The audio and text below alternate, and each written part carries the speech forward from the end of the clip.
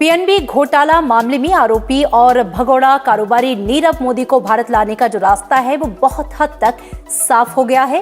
London की Westminster जज ने सुनवाई के बाद कहा कि सबूतों के आधार पर नीरव मोदी के खिलाफ धोखाधड़ी और मनी लॉन्ड्रिंग का मामला बनता है और भारतीय कोर्ट को उससे जवाब तलब करने का अधिकार है। नीरव मोदी पर सबूत नष्ट करने और गवाहों को डराने का भी आरोप है।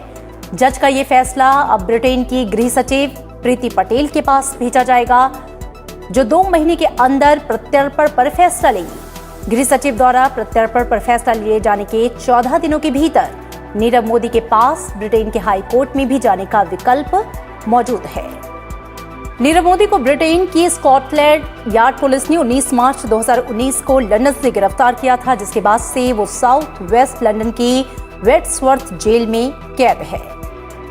पिछले महीने सुनवाई के दौरान भारतीय जांच एजेंसियों का प्रतिनिधित्व करने वाला क्राउन प्रोसिक्यूशन सर्विस यानी कि सीपीएस ने ब्रिटेन की कोर्ट को यह बताया कि नीरव मोदी एक पोंजी स्कीम जैसी योजना में शामिल था और वो मनी लॉन्ड्रिंग और धोखाधड़ी के लिए जिम्मेदार है।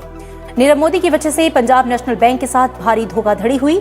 सीपीएस ने कोर्ट को यह भी बताया कि नीरव मोदी ने बैंक अधिकारियों के साथ साजिश कर अपनी 3 फर्मों डायमंड्स RUS, सोलर एक्सपोर्ट्स और स्टेलर डायमंड्स का इस्तेमाल कर बैंक को धोखा दिया।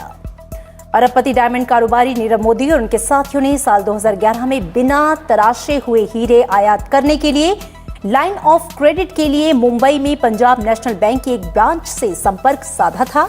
आमतौर पर बैंक विदेश से आयात को लेकर होने वाले भुगतान के लिए लेटर ऑफ अंडरटेकिंग जारी करता है।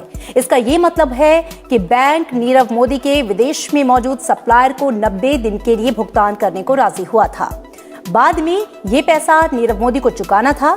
जब पीएनबी के कुछ कर्मचारियों ने कथित तौर पर नीरव मोदी की कंपनियों को फर्जी लेटर ऑफ अंडरटेकिंग यानी कि LOU जारी किया था और ऐसा करते वक्त पंजाब नेशनल बैंक के कर्मचारियों ने बैंक मैनेजमेंट को अंधेरे में रखा था।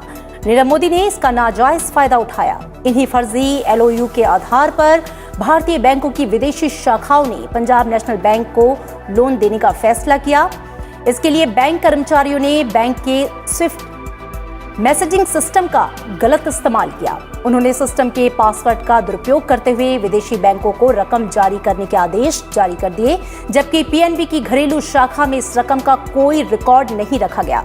इस सारी धोखाधड़ी से तब पर्दा हटा जब पंजाब नेशनल बैंक के भ्रष्ट कर्मचारी अधिकारी रिटायर हो गए और नीरव मोदी की कंपनी के अफसरों ने जनवरी 2012 में दोबारा इसी तरह की सुविधा शुरू करने की गुजारिश की। The Westminster Magistrates Court in London has pronounced that Nirav Modi be extradited to stand trial in India.